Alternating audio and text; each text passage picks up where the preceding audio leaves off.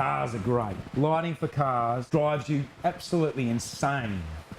Why? Because these things have got bumps and shapes, curves, windows over every single surface. But where you put a camera and try and keep that looking great, getting that is a real challenge. What I always like to do is start with that overhead. That's going to give you the first line, or the overall line of the car.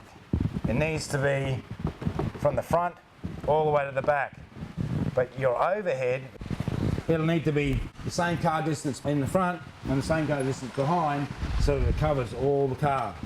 Bearing in mind, this would be a structure that would be, you know, 60, 70 feet long, 20 feet wide. It needs also to be flexible to be able to move it like this. You need to be able, it needs just a single points to be able to move and to be able to flex that. What I've done a lot is getting high-powered xenon lights and skirting a hot line underneath from either side, so that gives me a consistent white line from either side down the material. And then all I do is I tweak that and over the top of the car to then get that line to follow that whole car all the way across. You can see this line is working through here, covering from front to back. That's giving you the first step. So you need to extend those out, so you need long strips, and you can do long strips of white and long strips of black, and you can then tailor the reflections that you get in those. And then, once you do that, you've got to light the front of it. Car specialists, they get these cars just looking absolutely $1 million by spending hours like putting small lights into the front grille, then boxing them all down, or bouncing the light in, and then boxing a bounce light down so it's just a glow. Yeah, it does take a long time to do a photo shoot where you're doing a billboard. I would suggest you need about 3 days to do that.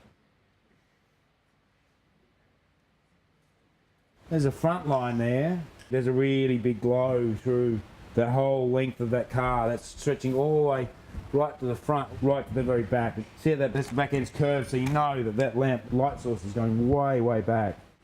There's a few lines there. That's more than likely overhead bouncers to go through. It comes down, drops off there. See how that the natural line of the car is actually just stopping that light and then drifting through into another light source down the bottom. And that's where they would drape blacks through here to control that light source. So like really big long lengths, and basically you need to have a couple of people sort of just gingerly like setting that cutter while you're looking at the front of the camera. Weird shape. This is I mean, how do you get lines on something like that? You don't. So he's put a stripe through the front of it and molded through the back. But very difficult to do that. The other way you can do it is I've made up really big, long, quite dense material, so any light that hits it is diffused and it becomes not a specific source. And if you join that with a black material and a black at the top, then you've got the line, and you can run that down the whole stretch and then just put a series of lights behind there, or bounce the lights so you've got a control source. And again, you can get a reflective line through that. In a studio, I would certainly have at least enough lights to cover a span, as I said, at least 3 car lengths. As a cheap fix, what I would do is I always try and use seamless materials, because a seamed will inevitably come up in jaws or somewhere where you don't want it, and they're very difficult to get rid of. Trying to touch them out is just, you know, impossible. I would look for a seamless material. You could buy a bed sheeting material, bearing in mind, you know, with the studio restrictions, you've got to have fire retardant materials.